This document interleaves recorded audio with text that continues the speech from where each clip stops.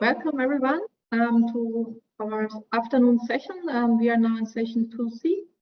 We will talk about electronics design automation, and we have three very interesting talks in this session. And our first speaker will be Mr. Santanu Kundu from Intel in India, and he will talk about MLIR, a machine learning-based IR drop prediction on eco-revised design for faster convergence. And we are looking forward to hear a presentation, and if you have any questions, please use the chat to post them so we can discuss them after the presentation. Thank you. Hello all. In this presentation, we'll talk about machine learning based IR prediction on ECO revised design for faster convergence. Myself, Shantanu Kundu, and the other co-authors of this paper is Manoranjan, Prasad, Sashank, Nishad, Sandeep, Nachireddy, and Harikrishnan K. We are from Intel India, Bangalore. Let's talk about the agenda. We first discuss about the problem statement and motivation, then machine learning framework for the IR prediction, followed by feature selection and feature extraction methodologies. We'll talk about the inference flow. We'll talk about the static IR drop and dynamic IR drop prediction methodologies, and we'll discuss about the interpretability using explainable AI, and finally we conclude our talk. Let's talk about the problem statement first. The power delivery network is one of the important steps in any design closure. So when we have the auto place and route tool, which is called APR tool, when we have done any partition implementation and we have implemented some ECO, the next task in terms of PDN convergence is to run the IR drop simulation and to see that all the cells in the design are meeting the IR drop requirement or not. If any violating cells are there, we need to fix those violations and we need to rerun the IR drop simulation too. So this way, this IR drop simulation runtime in industry standard CAD tool is several hours. For example, 1 million instance design is actually taking near to 3 to 4 hours runtime, and for 2 million instance design it will be more, around 7 to 8 hours runtime. And if we change very minor in the design, but this runtime in the IR drop simulation tool will still be the same. So we are trying to improve these iterations in this work. So what we did, we introduced a machine learning framework over here, and this section is still the same like this. Okay, we take the n-1 database, which is a pre-ECO database. We extract the feature, and then we ran the machine learning training and validation and save the ML model on the current design, which is after implementation on NS database, and we extract the features, and then we do the prediction based on the saved model, and we see whether all my predicted result IR drop result is kind of matching my IR drop requirement or not. If not, then we'll fix the violating cells and we'll extract the feature again. So this feature extraction runtime and this prediction is very fast. This is 10 minutes and this is 2 minutes, whereas this one is taking nearly 3 to 4 hours for 1 million instance design. And once all my predicted results are, say, meeting my IR drop requirement, then we go for the actual simulation run to check whether any outliers are present or not. And then in one iteration or maximum 2 iterations, we can close all the violating cells. So that way we are looking for a faster PDN convergence. This is how the methodology that we have worked. When we are talking about machine learning technique, the next important thing is the feature extraction. So we have extracted the physical aware, timing, and power aware features. So these are the physical aware features, where the cell rep name, XY location, the subtitle name, path resistance. Path resistance is the power fed to that particular instance. What is the resistance? Then neighbor count, neighbor cells average resistance. These are all physical aware features. Timing aware features are the rise time, fall time, mean and max values. And power aware features are the toggle rate, output load, neighbor cells average power, neighbor cells peak power. These are all power aware features. Now for dynamic IR drop, all these features are required. Whereas for static IR drop, these 4 timing aware features, then toggle rate, output load, neighbor cells peak power, these are not required. And you can also notice that we did not account any power feature for the target cell. That is because the power estimation tool and the PDN tool propagates the switching activity differently while performing the vectorless analysis. So we use vectorless analysis because most often the worst case VCD for a design is not guaranteed always. And before running PDN tool, we don't know the power number also, because this power estimation tool power number is not matching with the PDN tool. So despite taking the target cell, we have taken the average cell power of the neighbor cells from the pre-ECO database. The feature extraction methodologies for these features, say for example, cell reference name, physical location, supply rail name, these we take from the APR tool. Path resistance, we played a different strategy here. We whenever we have the APR implementation done, we need to anyway run the static timing analysis tool for timing window extraction, or say to get the output load. So this runtime of a say 1 million instance is around 1 hour or little more than 1 hour. So within this 1 hour runtime, we simultaneously utilize this STA tool runtime by initiating a partial PDN run to extract only the accurate path resistance from the power to all the instances. That way, this path resistance from the partially PDN run is very much accurate, and that way it matches the PDN result. Then cell toggle rate, as I mentioned, we apply 40% to all the data path cells and 200% for the all clock path cells. Neighbor cell count. So from APR tool, we apply a bounding box size 4x4 micron to define my neighbor. Now, this 4x4 micron we have chosen after multiple experimentation. So if we increase the window size, we see that number of neighbors are more, and that way the feature extraction runtime is more. If we reduce this window, the neighbor importance on the static airdrop or dynamic airdrop is now decreasing. So that is why we took a sweet spot called 4x4 micron in our assessment. Now in neighbor cells, average resistance is similar like path resistance. We take the average for all the neighbor resistance, neighbor cells average power, and the neighbor cells peak power that we take from the pre-ECO database. So in vectorless analysis, the peak power of any cell can only be obtained after completion of the airdrop run. Hence, we have taken peak power of the neighbor cells from the pre-ECO database. And for neighbor cells peak power, only those neighbors are considered whose timing windows are overlapped, and the output levels are static airdrop and dynamic airdrop values. Now, inference flow. In inference flow, we have introduced 20K standard cell in the instances. And these standard cells are say cell insertion, cell deletion, cell movement, changing of metal width to implement the ECO. And as I mentioned, we take these two features, neighbor cell average power and peak power from pre-ECO database. And our recommendation of that training and inferencing database should be consecutive one. Otherwise, there will be a large difference between in the neighbor between these two databases. My prediction may not be accurate as per the real numbers. So we have extracted all the features in the CSV format, and the feature extraction runtime, including the CSV creation, is around 10 minutes that we have observed. I mean, we wrote a Python script to get this CSV. Next is static airdrop training and inferencing process I'll talk about. So we tried multiple algorithms like decision tree, random forest, XGBoost, and artificial neural network. And we break the entire data set into training and validation set, like 80% training, 20% validation. And we have achieved RMSE with of tenfold cross validation. We run say R2 score and correlation coefficient. We evaluate these performances, and we saw the random forest is giving the best performance among all these four. Now, I mean, running all these training and then finding the best model, then assess the feature importance. This is taking nearly 1 hour runtime, but only random forest training is nearly only 10 minutes. I will talk about the feature importance. You can see the cell reference and cell x location and y location. This is basically I mean dominating near to 50% of the importance, and that is because every cell has that unique physical location, and airdrop value varies from one location to another due to power density impact of that location.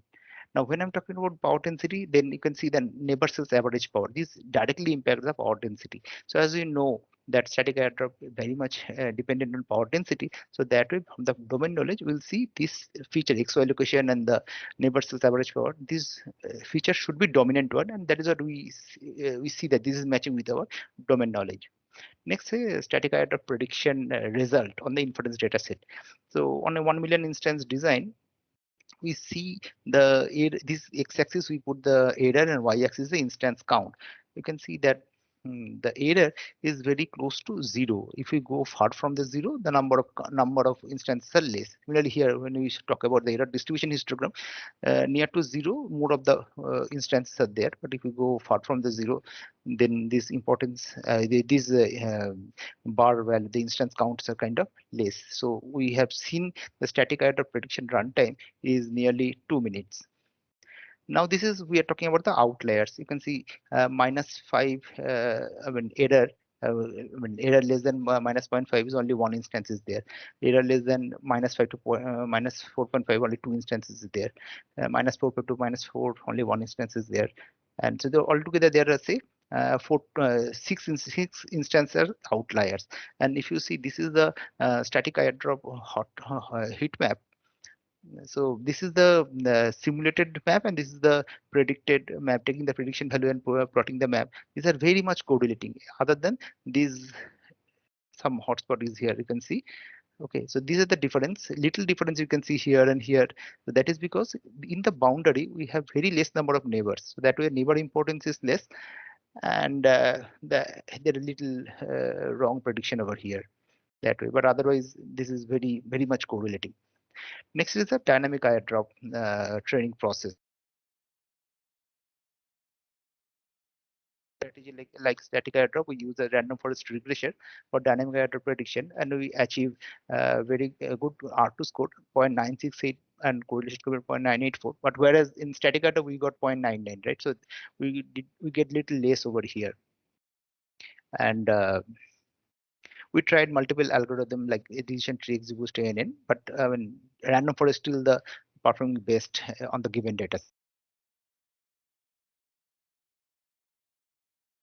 Large. For example, we saw the maximum absolute error is 60 millivolt, and there are nearly 280 instances whose absolute error is greater than plus minus 20 millivolt, although the RMSE is 1.88. So for these outliers, it is impractical that to deploy this methodology in production. So we thought like we thought that we should go for classification methods to predict the violating cells instead of predicting the actual value of the IR drop. Now, when we move to the dynamic airdrop classification, highlighting cell classification, we have, based on our design requirement, as any instance will be considered as a violating cell if its dynamic airdrop value is more than or equal to 10% of the supply voltage. For example, if my supply voltage is 0.9 volt, 90 millivolt is my threshold. If any cell is more than 90 millivolt dynamic airdrop value, I'll consider that as a violating cell, violating class, or say class 1 category. Okay, and we see in my training data set there are 25 such cells present out of 1 million instances. So the data set is fully imbalanced. To handle this imbalanced data set, we use synthetic minority oversampling technique called SMOTE. How it works, say for example, these blue dots are the majority class and the orange dots are the minority class. Now in this algorithm, it introduce say some green dots, which is synthetic samples, and after that we will get the similar number of majority class and minority class. So now, after imbalanced dataset handling, we have gone through, we are going to do the classification training, and we introduce a third class in the classification. For example, if any cell is more than 90 millivolt IR drop, dynamic IR drop, we'll say this is a violating class. But if any cell is having 85 millivolt to 90 millivolts, so 5 millivolt less than 10% supply voltage, we are saying that it's a verge of violation, almost violating cells, but not a violating cells. And class 0 is a non-violating cells, which is less than 85 millivolt. So the motivation of introducing the third class, which is class 2, is that the ML engine will have many samples to learn the difference between violating class and the verge of violating class. So that way, on the inference dataset, we can see that two class classifier and 3 class classifier is giving almost same accuracy, but recall, precision, and inference code, the 3 class classification is a obvious winner. Now in dynamic airdrop model selection, we tried multiple models like listed here. For stacking, we used like this, KNN, XGBoost, and random forest. We have stacked them, and these prediction results we are passing through a generalizer, which is a logistic regression, to get the final prediction. For all this model, the training runtime is nearly 5 minutes, whereas for stacking classifier, the training runtime is nearly 2 hours. But it is obvious that uh, that inference data set will be coming after 1 day or after 24 hours from the training data set. That way 2 hours doesn't matter to us. Okay, and all classifier shows very high accuracy and precision recall, and F1 score the major role to play to find the best classifier. And we identified that random forest and stacking classifier are the best classifier based on the training data set that we got. And one thing I forgot to tell, that the reference name and the subline, these are say categorical feature, and it may be possible that after the ECO we can get a cell whose reference name is not present in the training data set. So that way we use ordinal encoding with the unknown value of -1, the reference name. And now dynamic airdrop feature assessment. This is very important table. You can see that output load, cell toggle rate, and neighbor cells average power. These three power layer feature contributes 31% of the importance. Next is XY location, contributes 23%, because the every cell has their unique physical location, as I mentioned earlier. Diagram values varies from one location to another due to power density impact of that location. And even this one, rise time, fall time, and this peak power. This is also contributed to 30%. Right, so as dynamic airdrop is basically talking depending on the peak power and the power density, that way this feature importance is very much matching with our domain knowledge, and this is very much perceptive. Next is result. So here in the inference data set, we have seen 27 instances are violating out of 1 million instances. So using random forest classifier, we have achieved 25 true positive, 3 false positive, and 2 false negative. Such that we achieve the precision of 0.89, recall of 0.92, and F1 of score of 0.9. We use stacking classifier also, where we have achieved little better, like false positive is now become 2 from 3, right? From 3 it become 2. So that way the precision is increasing, and this F1 score is also little increasing. Recall is remain same. But with the stacking classifier is taking 10 minutes extra runtime. So this is the overall comparison. Now, interpretability of the classifier output. So when I'm predicting a cell as a violating class, now case by case basis, I need to tell that why the classifier predict this is a violating cell. What is the interpretation we need to understand? So that is why we explore the algorithm called LIME, the local interpretable model agnostic explanation. So this is a different feature, and this is their standardized value. Now LIME is basically doing some condition check, and based on the condition check, it is telling the influence factor of class 1. So you can see there are some positive numbers, some negative numbers are there for each feature, right? So idea is that the features which is showing the positive influencing factor to class 1, address those features such that the new influencing factor become negative. That way we can address this violation. So finally, we conclude our talk.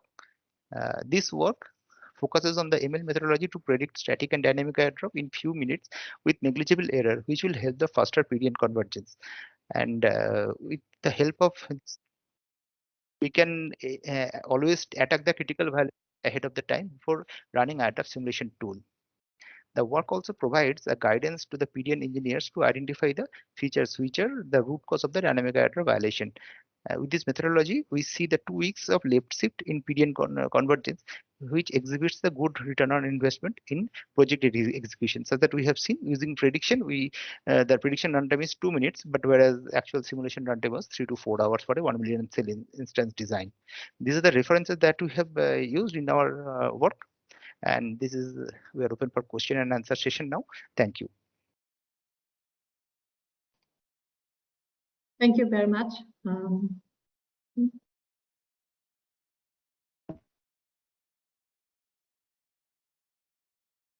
Thank you very much for the nice presentation.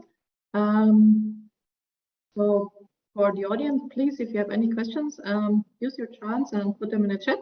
I will start with some icebreaker question, and then maybe some other people have some questions they want to ask. You used the rainforest model for both regression and classification. Can you give more information about the data set you used for training your models, and what do you, so was it well covered, or would you like to have some more data? How much data you used? Yeah, so as I mentioned, so in the partition which we use, it has nearly 1 million cell instances. So we extract the features which I listed there, right? So for every, for every instance, we extract those features. So you can say my number of rows are nearly 1 million rows, and number of columns is kind of say 16, 17 columns are there, and out of them is out of them is the one is static airdrop, which is another is a dynamic airdrop. You can say 15 input feature and 2 output level that way. Perfect, thank you. So far no questions, but I have a second question for you then.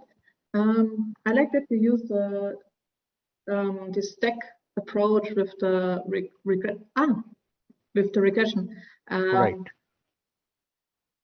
But it was a bit quick, so I couldn't get how much better it is than just using rainforest, which was the best individual, because it takes more time, right, to use the stack. Right. So that's what I told. I mean, we observed that during training, whether other classifier is taking nearly 5 minutes of runtime, but stacking classifier was taking nearly 2 hours of runtime, even more than that. But that was not a bottleneck for us, because for us, the training data set and the inference data set, between these two, we are implementing ECO, and the ECO implementation and get back a new database, it will take nearly 24 hours, right? So for that 2 hours, 3 hours doesn't matter to us. But it is really matter when I do inferencing. Suppose when I do only random forest or decision tree or all these light algorithm, right? So those are very quick. We can predict the output, so within 2 minutes. But for the stacking, it is taking nearly 12 minutes plus, right? So I am basically losing 10 minutes. But at the end, what I'm getting, I mean, slightly better accuracy, slightly better precision, right? So if we have time, we should go for stacking. If we are very, very keen to get the output very fast, then I think we should stick to random forest classifier. That's what our assessment tells. Okay, perfect, thank you. And I saw we got another questions from the audience. So it's, is there any validation you continually perform to ensure better training with actual simulation results? Can you repeat the question? It says, is there any validation you continually perform to ensure better training with actual simulation results? Validation means, yeah, we have taken few partitions, not only a single one. We took a few partitions and follow the same approach, but every time we saw the similar observations. Means, I mean, whatever the results we have shown, I mean, we keep on seeing the results is almost same. But here, what we are saying that we prefer that training and inference data set should be a consecutive one. Otherwise, if I am having a very big delta between the neighbor count or neighbor feature between the training and inferencing, then my machine learning performance or the prediction output may be little differ. So that's why we prefer to have two databases consecutive. Perfect, thank you. I don't see any further questions in the chat, so thank you very much for the interesting talk. And thank you, Diana. Yeah. And with me, all other co-authors also joined, Manoranjan and Sashank. So they also contribute a lot in this work. So thank you to all of you also. Thank you all for the great work. Thanks, everyone. And this heads us over to the next presentation, so the second talk. This will be given by Ms. Anjali Agrawal from ET in Delhi. And the title of the talk is NanoLeak, a fast analytical greens function-based leakage-aware thermal simulator. So I'm looking forward to hear the presentation. Hello everyone, I am Anjali Agrawal and today I will present my work NanoLeak, a fast analytical greens function based leakage aware thermal simulator. This will be the flow of my presentation. First we will go through the introduction and relevant background. Then we will discuss the Fourier and BT greens function solution for steady state and transient cases. Then we will look at the simulation results and its validation, and then we conclude the presentation. So what is the need to incorporate the effects of leakage in thermal simulations? As we are moving towards lower and lower technology nodes, the leakage power is increasing. In today's system, it contributes to almost 30 to 40% of the total power dissipation. Also, it exists in a positive feedback loop with temperature. That means when the temperature increases, the leakage power increases, which increases the total power dissipation, which in turn increases the on-chip temperature. Hence, it is important to incorporate the leakage effects for an accurate temperature profile. So most thermal simulators today, like COMSOL, uses the finite element or finite difference space methods to compute the Green's function, which is quite slow. So in such systems, if we want to incorporate the effects of leakage, we need to reiterate several times till the leakage temperature feedback loop converges. So this takes prohibitively long time. In our work, we have derived an analytical leakage-aware Green's function, which makes the computation easier and is also acceptably accurate. So next, coming to the nanoscale devices. So the phonons, which are quantized lattice vibration, play a critical role in determining the temperature distribution in nanoscale devices. So the phonons exhibit wave-particle duality. In devices beyond 28 nanometers, the mean free path of phonons becomes comparable with the dimension of the device, and in such cases, the wave nature of phonon cannot be neglected, and therefore the Fourier seed equation fails to hold. So to model the phonon effects in such devices, we need to solve the Boltzmann transport equation, or the BTE. So in our work, we have assumed the gray BTE model. So the gray approximation basically assumes that all the phonons are tied to a same frequency node with the same group velocity and relaxation time. So this is a widely acceptable model, and it makes the computation less extensive and also provides sufficient accuracy. So now a quick background. As we discussed, the Fourier seed equation is solved to get the Green's function solution. This is the Fourier seed equation, and the Gray-BT model is solved to get the BTE solution, BTE Green's function equations solutions. Here is the Gray-BT equation, and to model the leakage power, this is a simplified BSIM4 model for the leakage power. It basically assumes that the leakage power is exponentially dependent on temperature. So in our work, for making the calculations easier, we have used an approximated linear leakage power model. So studies have shown that for the operating range of ICs, the linear model can be considered, and it provides sufficient accuracy, which is almost 96%. Lastly, we have the Green's function equation. So basically, here P is the power distribution of the chip, and G is the Green's function of the chip, which depends on the various parameters like chip dimensions, conductivity, etc. So the convolution, this is the convolution operator. So the convolution of the power and Green's function basically gives us the temperature profile of the chip. And here are the different symbols with its meanings.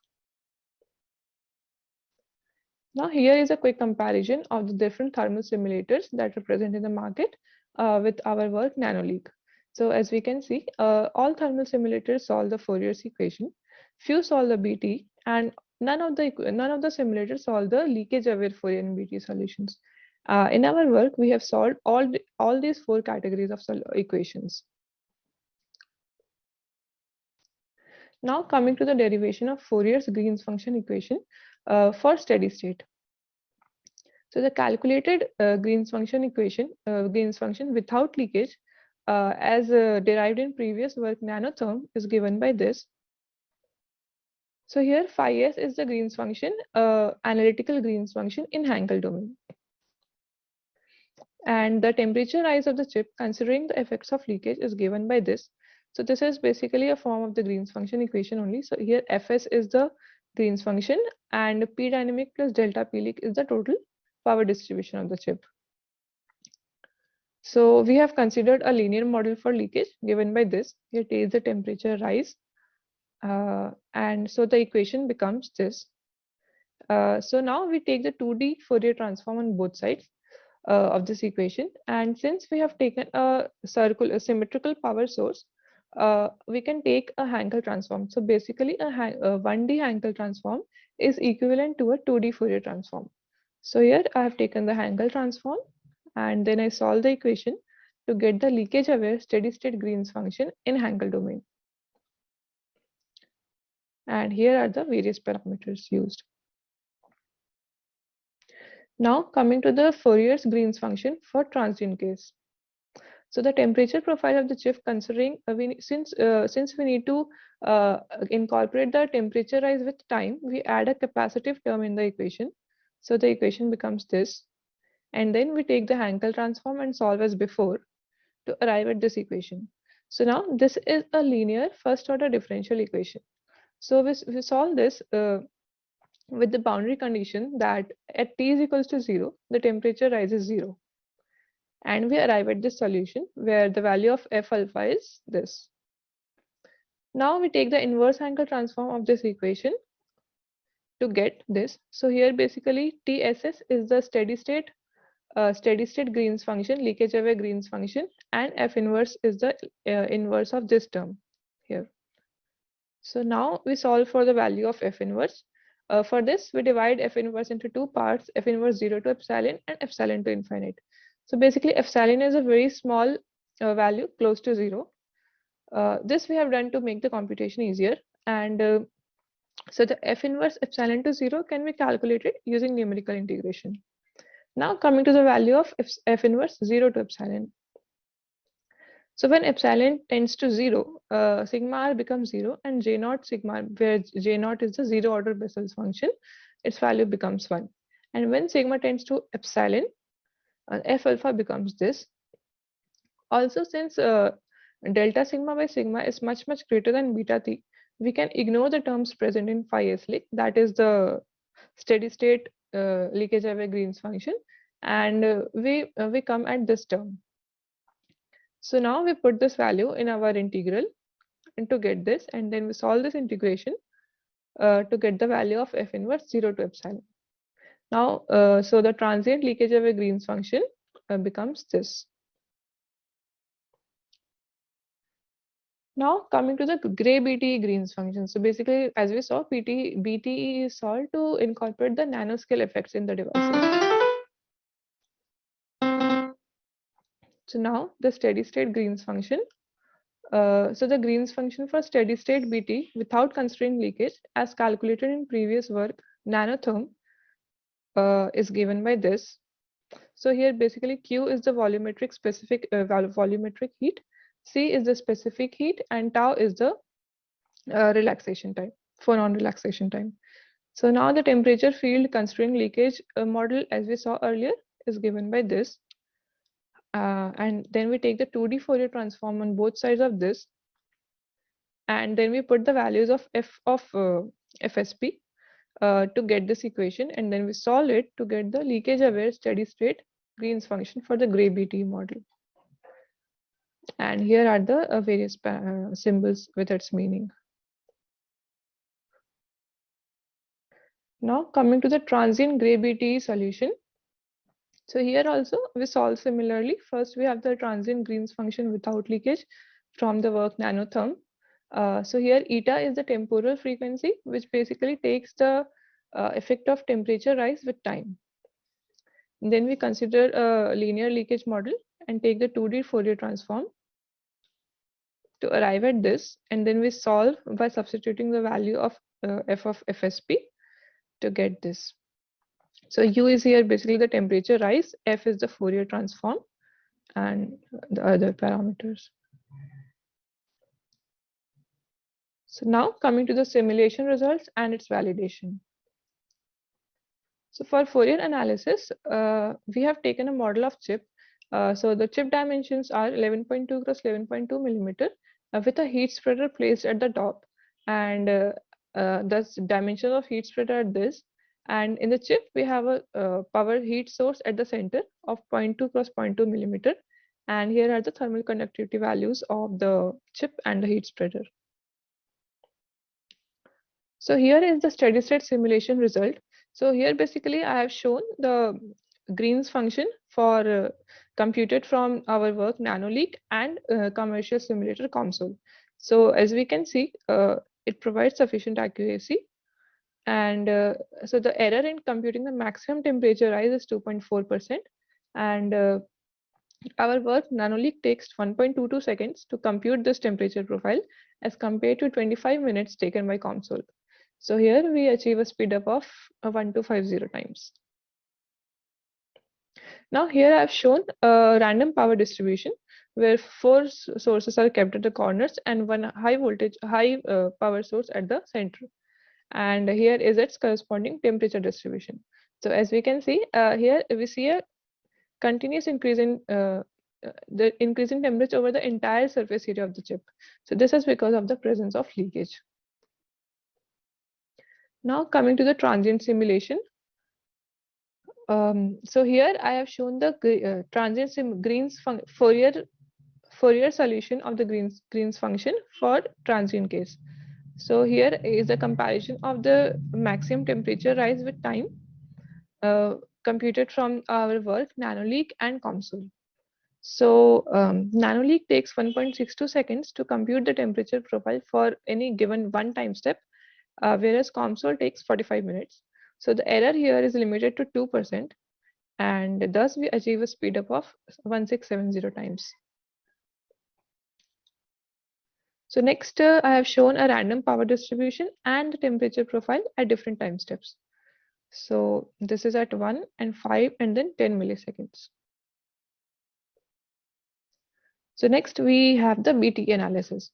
So for this we have considered a device of 60 × 45 × 20 nanometers, and for our work NanoLeak, we have divided the device into 400 × 400 × 200 grid points, and for thermal scope we have divided into 60 × 60 × 48 grid points. This is because of the runtime constraints. So here is the steady state simulation result.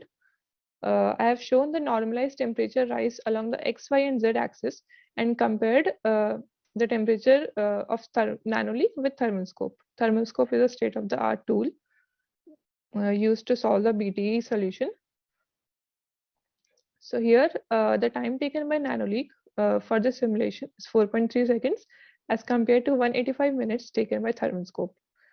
The RMS error here was 0.05 degrees Celsius, and here we achieve a speed up of 2580 times. Next, coming to the transient BTE simulations. So here I have shown the comparison of normalized temperature rise of NanoLeak with thermal scope and over time. So here NanoLeak takes 68 seconds for one time step, and thermal scope takes 244 minutes. So the RMS error here is 0.0527 degrees Celsius, and we achieve a speed up of 211 times in computing the transient BTE solution.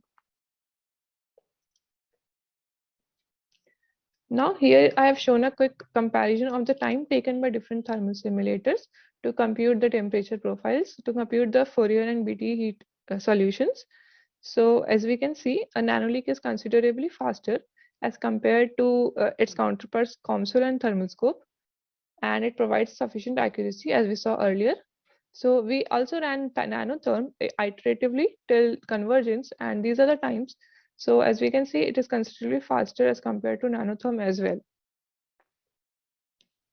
So to conclude, we have developed an analytical model to compute the Fourier heat equation of the chip while taking leakage into account for both steady state and transient cases. So we have also included the nanoscale effects by analytically solving the gray BTE solution for both steady state and nanoscale, steady state and transient cases. And we saw that NanoLeak is considerably faster than the state-of-the-art tools COMSOL and thermal scope. Here are the references that we have, few of the references we have used. Thank you. Hello, everyone. Hello. Hello, ma'am. Thank you very much for the nice talk. And I'm checking the chat, but so far no questions. So please, if everyone has a question, please add it to the chat. Otherwise, I start with an icebreaker question and give some people a bit time to ask something. So you had very impressive results, being much faster than the other simulators. Can you explain a bit more where that immense speed up comes from your design, just in a short nutshell? So basically, this is happening because in the other like COMSOL thermal scope that we saw, there for leakage aware analysis, we have to do multiple iterations.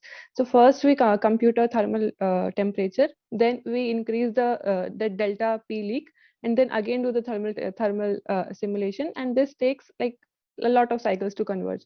So because of this, it has a very long computation time as compared to in our solution. We have derived a closed form solution, so that one equation itself, if we simulate it, it gives us the result. So that is the main thing that is responsible for this good speed up that is happening.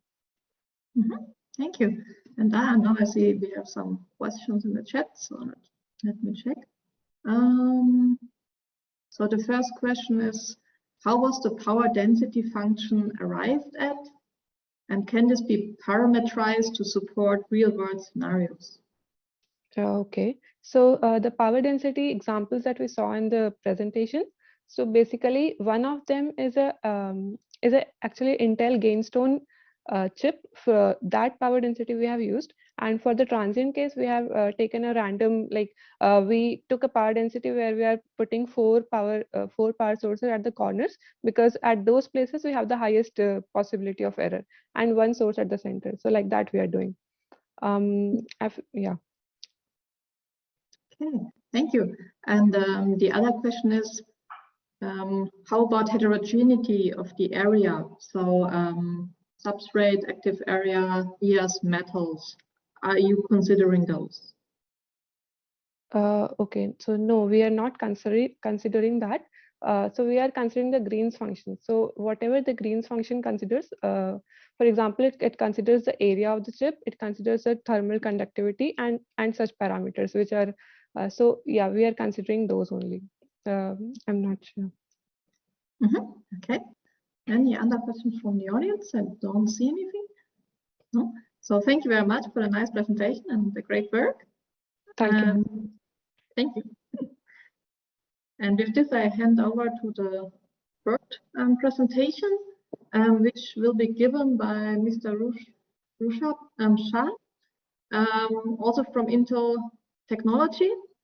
So second talk from Intel in this session. Very nice. Hi. And yes, he will talk about, so the title is Automated Debugger for Optimum Physical Clock Structure Targeting Minimal Latency. So looking forward to hear your presentation. Hey, thank you, Dinah. Yeah. Hello, everyone. I'm really glad and thankful for this opportunity to be here. In today's presentation, we will talk about our topic, Automated Debugger for Optimum Physical Clock Structure Targeting Minimal Latency. In this presentation, we will talk about different issues of physical implementation which cause multiple iterations of CTS and how a proposed solution can help to reduce overall CTS turnaround time. With this, myself, Rushabh Shah, along with me, my co-authors, Krishna Agrawal, Anjaneyulu, and Bhaskari Vishnu. As we know, CTS is one of the important and time-consuming tasks of physical implementation. Primary goal of this stage is to achieve the best clock QR in a single or minimal iterations. With the current methodology, CTS turnaround time is around 3 to 4 weeks based on the design complexity. In order to achieve the above goal, we must understand the different parameters which impact overall CTS quality and runtime. And these parameters are further divided into three major categories. The first is the tool settings, which consist of the below parameters, and these parameters are defined by either the methodology or implementation driven. The second is the RTL clock structure, which consists of below parameters, and these parameters are defined by either the RTL or the architecture driven.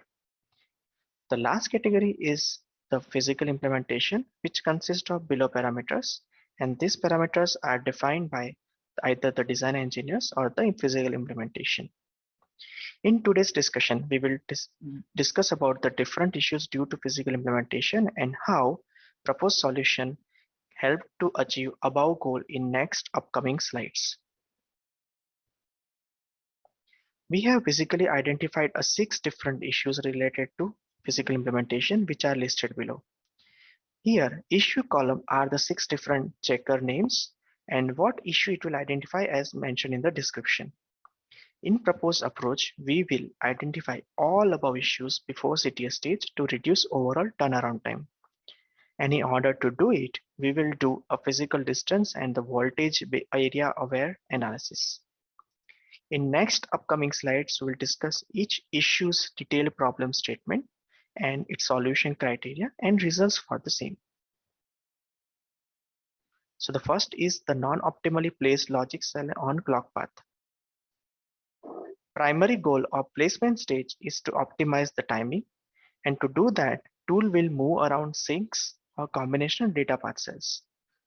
Clock path cells placement happen only at the CTS stage.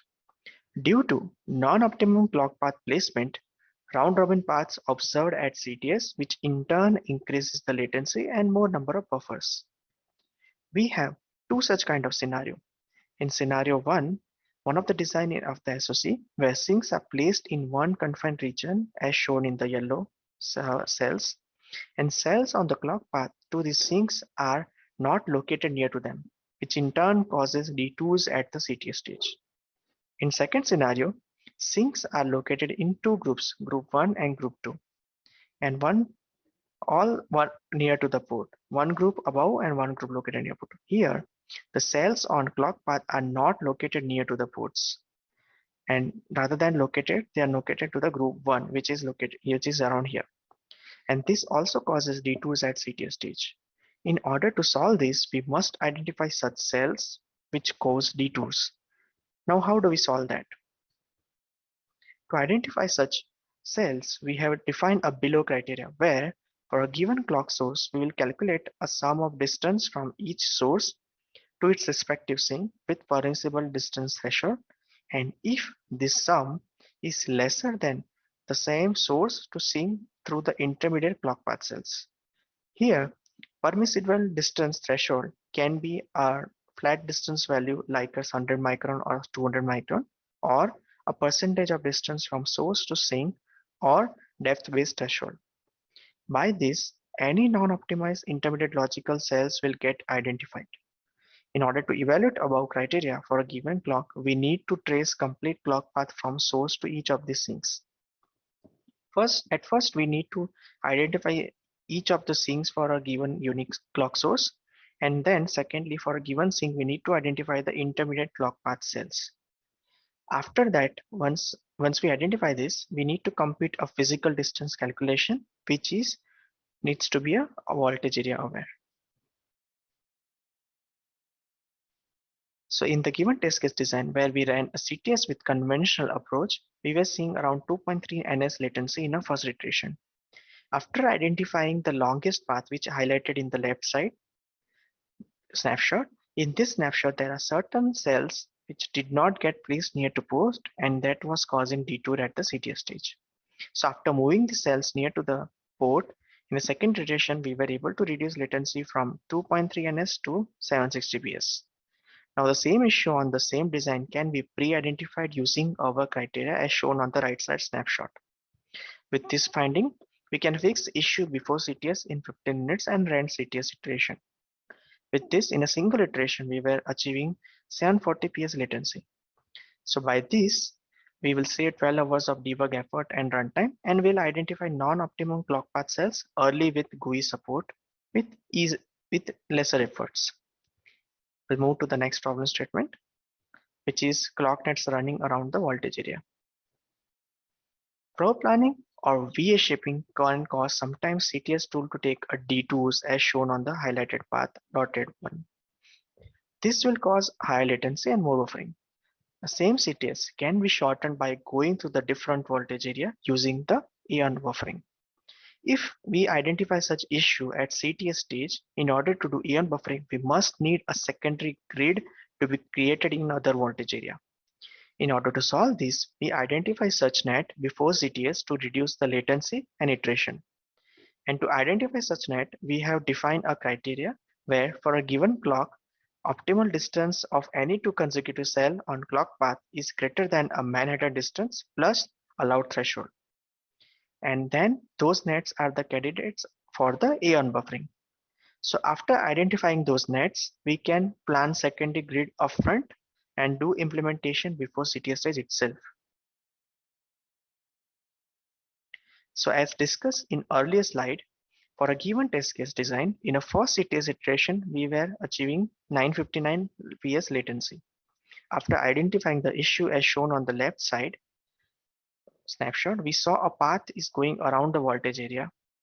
And after that, we created a secondary grid in another voltage area and did same net implementation using AON buffering in a second iteration. By this, we were able to reduce latency from 959 PS to 640 PS. Now same findings with proposed criteria can be identified before CTS stage itself as shown on the right side in less than 1 minute time. By this, we can achieve a same latency number in first CTS iteration. So with proposed approach, we can save 9 hours of debug effort and runtime. And AON buffering nets for secondary PG plan can be identified upfront before CTS stage. Moving to the next issue, which is long running nets prone to non-optimal buffering. So CTS tool use a typical NDR layers like M5 or M8 for a clock implementation. And if we have any long traveling nets with above layers, it will take more number of stages and higher latency. Now same nets can be shortened by using the higher layer NDRs. And if we can implement and pre-route such net before CTS stage. To identify such net, we compute a voltage area aware distance between any driver and each unique receivers. And if that distance is more than the given distance threshold, like a 500 micron or 1000 micron, then those nets are candidate for a pre-routes. So in this given test case with conventional CTS run, in first iteration, we observe a clock latency around 3.8 ns due to long running clock net segment as shown on the left side snapshot. Now it was taking more levels. So after identifying this issue, we pre-route this net using the higher NDRs, which help us to reduce latency from 3.8 ns to 300 ps with the 22 clock levels. Now same net segment can be identified shown on the right side snapshot before CTS states in less than 2 minutes. So after pre-routed the same net using higher layers, we were able to achieve the similar latency in first iteration itself. And by this, we can save 9 hours of debug effort and runtime and pre-identify long running nets. Moving to the next issue, which is far placed sinks, which can cause higher latency. So by default, CTS tool try to balance all sinks for a given clock, and latency will increase due to the farthest sinks from the source compared to other sinks to meet the skew target. As shown in the diagram here, sink group 2 are located far from the sink group 1, and to solve this, we need to identify such sinks and write CTS constraints before CTS stage. In order to identify such sinks, we are dumping a distance histogram for a given clock. And for given clock, for all sinks, we calculate a distance from source through intermediate logic cells to each of those sinks. And after having distance collection for all sinks, based on the number of bins, we will dump a histogram by using the given bin range formula. So moreover, we also dump each binwise report which consists of all sinks and their distance values.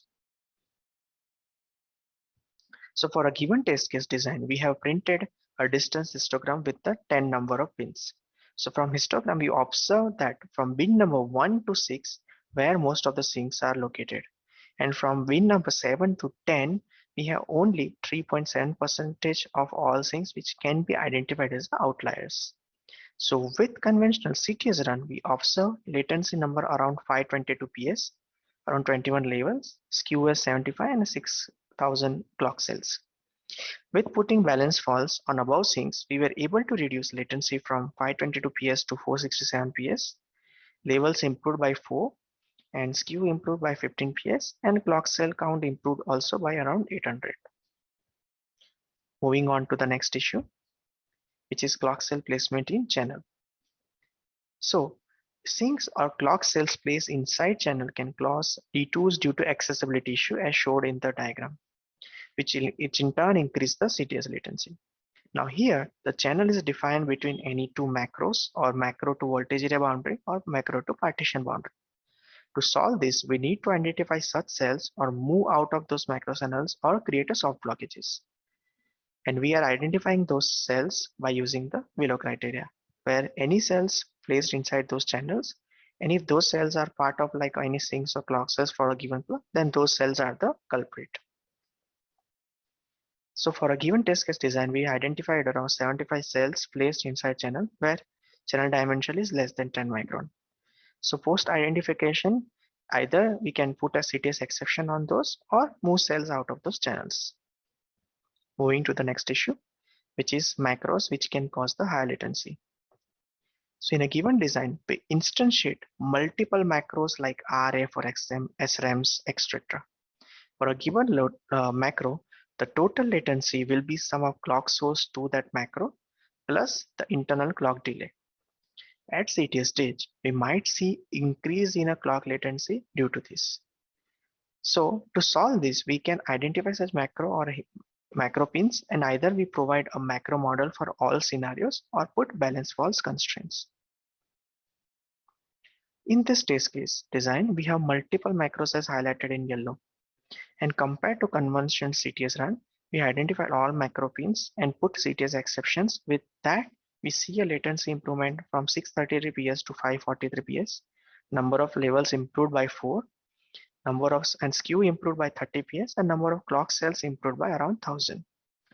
So one point to be noted here, while setting any CTS exceptions on macro, we need to make sure there is no major min-max timing issue scenes post CTS stage.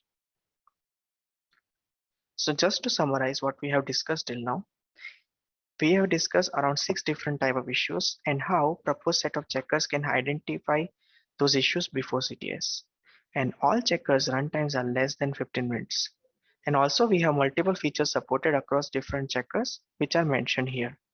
So compared to conventional CTS approach, proposed approach, we can achieve a CTS recipe in a single iteration without any rerunning prior stage. Due to that, we can achieve a CTS runtime savings from 6 to 12 hours based on the issue type with much lesser effort. So in summary, achieving the best CTS QR takes multiple iterations and turnaround time is around 3 to 4 weeks based on the design complexity. Any late findings will cause either resynthesis or placement. And with proposed approach, multiple issues can be pre-identified and it can be fixed before CTS stage. So overall, all checkers runtimes are maxed 15 minutes, which makes feasible to achieve CTS turnaround time from 3-4 weeks to 3-4 days.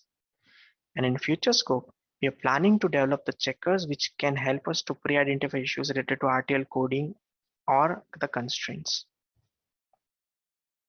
So with that, we are end of our presentation. I want to thank my co-authors and team members for the support. Thank you, Gangisetty committee, for giving us this opportunity. Thank you. Thank you very much for the nice presentation. I'm just checking the chat. So if there are any questions, please feel free to add them to the chat. And while you're typing, I will start with some basic question. You mentioned at the beginning that you're focusing on the optimization on the physical implementation, and you had also the higher levels layers. So do you expect or do you plan in future work to do some cross-layer optimization? So starting from a higher level, which might even further speed up your optimizations on the lower levels. So when you say higher levels, you mean from the RTL or something like that? Yeah, Yes. correct. So I think that's what in our future scope we were thinking to do is like find out the, some of the issues. Like for an example, I'll give you, some of the clock cells are like mux is tied to one pin is always grounded, okay, or selection is always tied to something. So those are like redundant logic exist on the clock path, and those RTL is basically required RTL cleanup and all, right? But we tend to not to do that. So that's why where we want to focus on the next part, where we focus on those RTL issues which impact us CTS latency as well. So that is what our future work. Yeah. Mhm.